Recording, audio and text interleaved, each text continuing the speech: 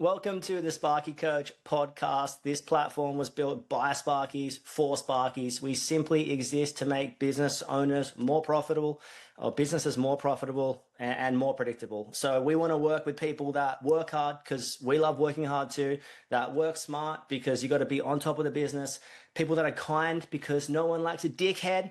Am I right? People who want results because that's what we're here for, right? And people who want to be part of a like-minded community. So if you're interested in hearing more about the platform, please reach out and enjoy the podcast. Okay, so I was listening to Blink-182, Sparky Coach Pod here, Cam and Crow. What's up? Dropping heat, dropping bombs. So listening to Blink-182, Chesire Cat, Carousel, one of my fave songs of all time. Great album. Great album, and 1994 maybe, something like that, 95, 96. Yeah, I reckon. Can I just sideways to that? So me and my mate Pete, shout out to Pete and Jess up at their farm in just outside of Kilcoy last year. Fire at the farm, a few beers, whole album from start to finish. So just around the fire. Good. 95. Awesome. I just looked it up. It was unreal.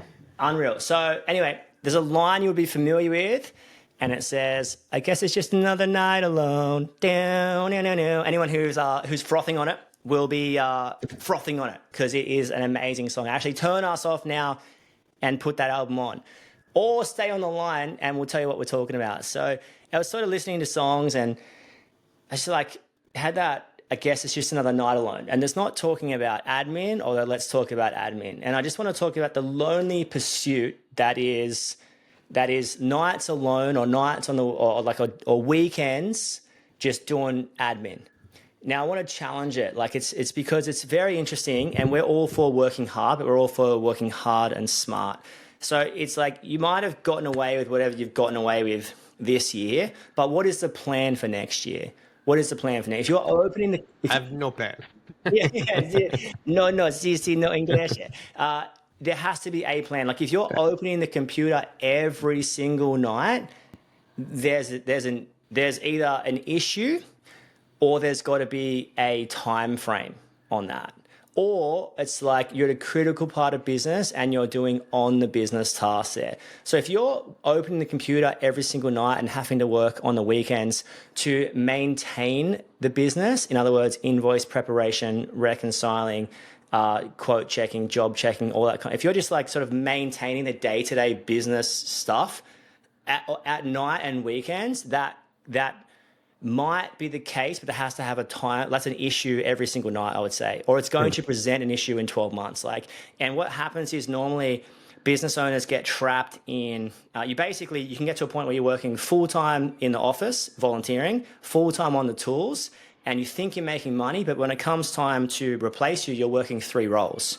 You're working sort of an operations manager's role, a tradies role, and an admin role. So really the money you thought you were making should have been significantly higher, because anyone working 3 jobs gets paid 3 times as much as 1 job. So it's like you can inherently volunteer all this time and energy, effort, money, sweat to the business. So if you're opening every night, it's an issue, right? Now, if it's not an issue now, it will be in 12 months' time. If you've got kids, it's probably an issue right now. But it's like, what's the time frame on that? And how are you going to improve that next year? So a great example of improvement is, it might be, I do this on Sunday afternoon. Sweet. Well, can we not work weekends in the new year? Can we just open the computer 1 night a week? It doesn't have to go from 5 to 0. Maybe it can go from 5 to 3, from 3 to 2, from 2 to 1. And then maybe once you're on the 7 till 5 train, it can go to 7 till 3. Maybe when you're the 7 till 3 zone, you can go to 4-day weeks. So it's like whatever you're doing now, how do you improve it next year? You might have heard me talk before. My efficiency went through the roof when I started working 4 days, not 5 days. It's like everything I did now had an element of more urgency, of just like what was more. I didn't have the time, so I was like doing more. I had no grace for slack. So it's like sometimes you can get more efficient by doing less. I know that sounds silly, but like you basically, if you've got less time, you might have to do what you're currently doing better. So it's like, how can you get the most out of yourself in the office? So it's either an issue it's either got to have a time frame, like a stop date, or I'll open the computer on Tuesday nights between 8 and 10, between 6 and 10, or whatever. As long as you and your partner, if you've got a partner, if not, if you're single and ready to mingle, do whatever the hell you want. But you still want to maintain, you still got to maintain like a healthy relationship to the business. You don't want to overcook yourself. The other thing is, if it's not an issue, it's not a time frame. It's just got to be like, it's the only thing I would cop it is if you're doing after hours stuff and it's not the maintenance of the business, it's like the sweat into the business, which once again should have a time frame. Sweat into the business is anything on top of the business. It's like basically improving your price book. It's tidying up your pricing. It's all the kind of stuff, all the process system stuff that's the one and done. That if you're doing that on Sunday or night times and you're in a sweat stage of business or a growth stage of business or a training stage of business, I get it. But once again, it has to come back to that time frame. What is the time frame? Does it have a start and stop date? Because you can't do it forever, and you kind of got to treat yourself like an employee. It has to be sustainable. But where does your head go to with like nighttime admin, weekend admin? Because we've all done it, but where does your head go to? And then how did you get out of it? So first thing I think about around it is purely how long is it going to last for around it? Like, is this just a season we're in? Is it just and what I mean by a season, like, is it a particular push on something? Are you elevating the business to the next level? Have you got some training to do with people, which is taking up time during the day time? So like what I mean by that is like you've onboarded potentially someone in a operations role or like a leading hand role, or someone who's going to take a weight of you elsewhere, but it takes your attention away for a short period of time. The other thing around that is the season could be like you touched on there around, hey, it is beneficial to the business. And one and done stuff, I suppose, is like, as you described it, it's not work that is maintaining the business. So it's not just operationally, hey, this needs to be done to continue to exist. It's you're working on things to better the business, and it might not need to be looked at again for 12 to 18 months, 2 years, 3 years, could be longer. That's where my sort of head goes to around it, is that, hey, is this just a season, or is this something that's occurring consistently? And if it is a season, that's cool. How long is it going to last for? How long is it sustainable for? How long do you actually want to do it for as well? I think that's really important to ask yourself that question as well. The other side of it is, if it's not a season, okay, why is it occurring? Is it because we're shit at admin? Let's just call it for what it is. Is it because I go surfing for 3 hours every day and then I can put myself under the pump? Is it because I don't have the right people around me to help out with what needs to be done? So is my team letting me down? Am I too nice? I think that's a really valid question to ask yourself. Like, I'll do that. Oh no, I'll do that. So instead of delegating out and getting everyone else to do their role within the business, are you taking all the load and then releasing it out on everyone else in like a pressure cooker of like, can't believe you didn't do that? And it's like, well, we didn't do it because you didn't ask, because you took it off us. So that's where my mind sort of goes to around it, those sort of few areas that you need to be aware of, I think. Yeah, 100%. I love what you said about like, am I just bad at admin? Because and sometimes it's not that you're bad at admin. It's that like, no one's that good at anything at 10 o'clock at night after you've done a 12-hour day. That's just the reality of being tired. And I think a couple of things come into it. Definitely self-improvement, self-investment. I'm not even talking about coaching, although I do feel like that would be a good idea. I think like reading, exercising, whether it's the gym or bike riding or surfing, or just like self-care at that point, like where does that sit into the whole thing? And is it golf on Thursday afternoon? Like how do you improve your life and your business next year? Because you didn't start the business to like just work yourself into the ground. And if I think it's just interesting with the seasons. When I first started, which would have been like East Consulting, I had that year. without you. So I was basically left the place who shan't be named, and then did a year in the one-on-one coaching space, and that was really interesting because I do feel like there's a real need for one-on-one and group. And then we started Sparky Coach. What was that, like 9 months later, whatever that was? And bit over a year. financial year. I remember at the start, I spoke to Elodie, and I'm like, I'm going to have to do Tuesday and Thursday nights of this whole thing. Like, that's just what I have to do to get this business off the ground. And it was like, that's just what it was. I remember working some Thursdays and doing like one-on-one coaching with no breaks from 8 a.m. to 10 p.m. 10 p.m. It's like, that's psycho, right? Like just relentlessly, no toilet breaks. Just had a bucket underneath me. Just cut off. Just a pan.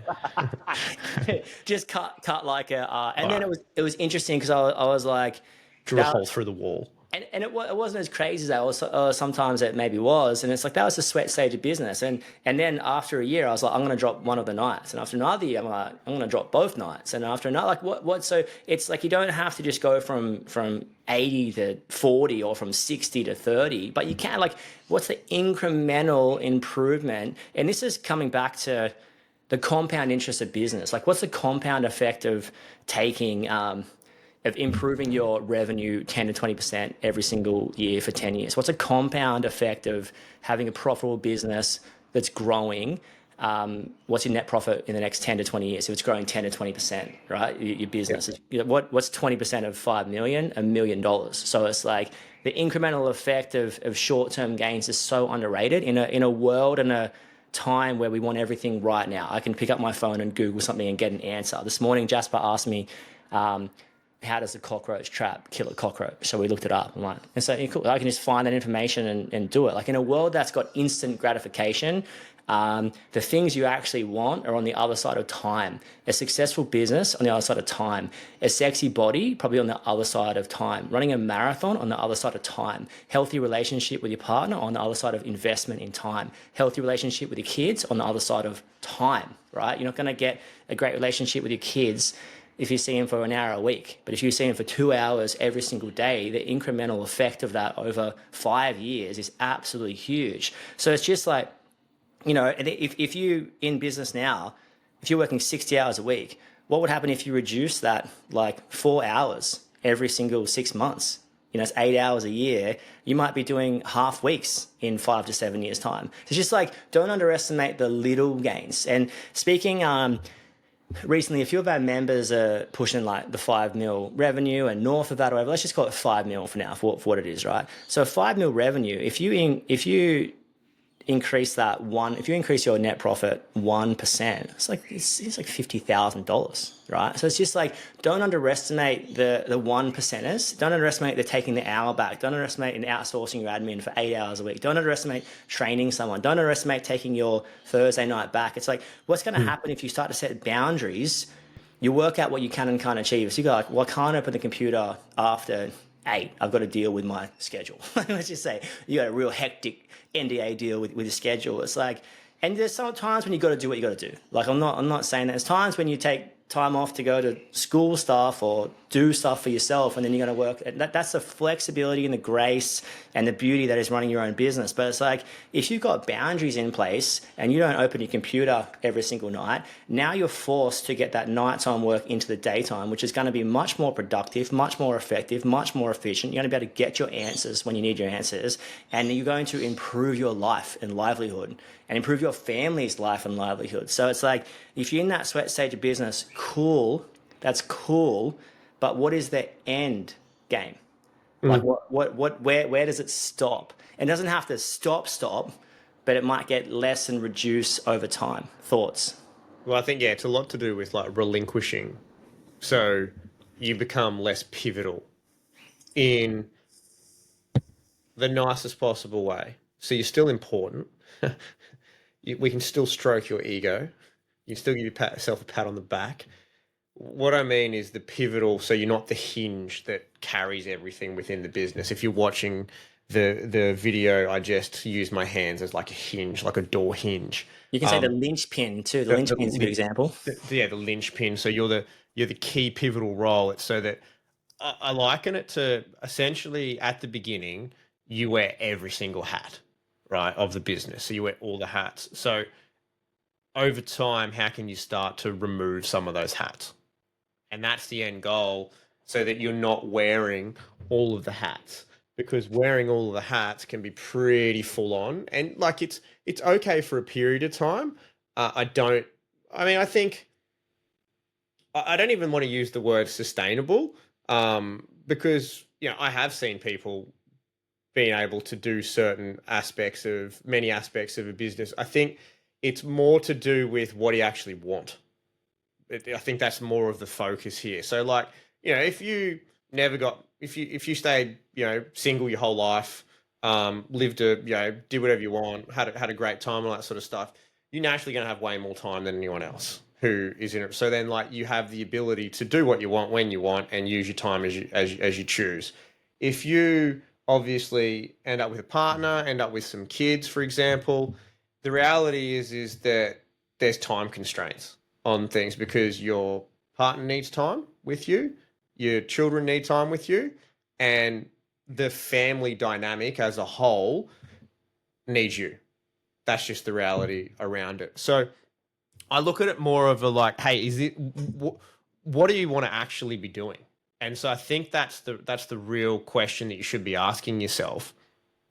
And I think it's something, if we want to dive a little bit in here, it's something that you and we talk about, I'd say almost weekly. And there's no right or wrong answer. It's just a good discussion to have, because things change. So, like, for example, one week we might be thinking one way, and another week we might be thinking another way, and then we come up with a different idea or a different way to go about things. And so then that adds, I guess, a task or a workload that needs to be accomplished. But I think it's the important conversation that's continually to be had, because it's looking about, hey, well, what do we actually want in the future? What do we want out of it? Yeah, someone just asked me, we had a tradie here just quoting a job. Not an electrical job. I would still do that myself, still super cool. Very slowly. But yeah, real slowly, with probably like pliers as hammer and no tools. So it's super interesting, right? Because you look at it, and he came and I said, oh, I'm going to be in a podcast when you come through. And he was like, he asked me a question. It was, I don't know if he thinks I'm Jesus, but he said, what is the essence of business? And it's almost like, he's like, what do you think? And I basically said, I wrote back, it was a text message. I wrote back, make money, build wealth, be kind. And it's like, you can reference it's very, very, very, very important to make money as a business. That's like, otherwise, what are you doing here? Building wealth, why are you building wealth? For lifestyle, pretty much. How much wealth you need, subjective. But like, building wealth, that can be more time with the family. Like that's an amazing thing. Like, and then being kind. Like that's what we're doing here. And it's like, if it's not ticking those three boxes next year, if you're pushing psycho hours, and it's like, and also a great way to adjust this is doing a time audit. There's that book, Buy Back Your Time by Dan Martell, great book, but basically encourages you to sort of assess a 2 week period of your working life.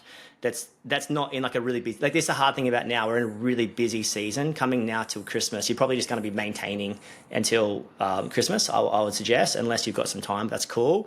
But like, coming into Christmas, and that's like the coolest thing about setting your business up properly and well, is maybe you're just cruising coming into Christmas. That's the best feeling ever. It's like, it's just like every other month. It's got a break coming up. So don't underestimate you've got a break coming up. But it's but basically time auditing. So go 2 weeks time, like for 2 weeks, where am I? What did I do for the 2 weeks? And if you're just doing like preparing invoices late at night, reconciling late at night, like writing back to emails late at night, the effectiveness of, I reckon, no doubt you can achieve much more with a coffee in your hand in the morning after a gym session, surf, Pilates session, whatever, than at 10 o'clock at night. So just like, how can I improve that? It doesn't have to be drastic from 60 to 40, but it can be from 60 to 50, from 60 to 55, from 50 to 55. Like, it just, how can you improve it?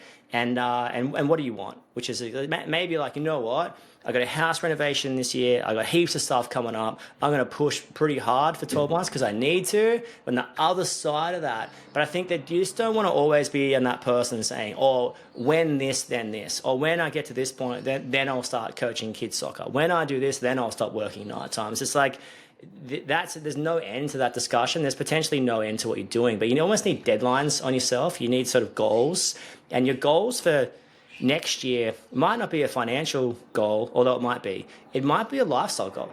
Like it might be I'm going to do this to improve my life and my livelihood, and that's super cool. Wrap up. Oh, I think a bit of a wrap for me is what are you doing it for?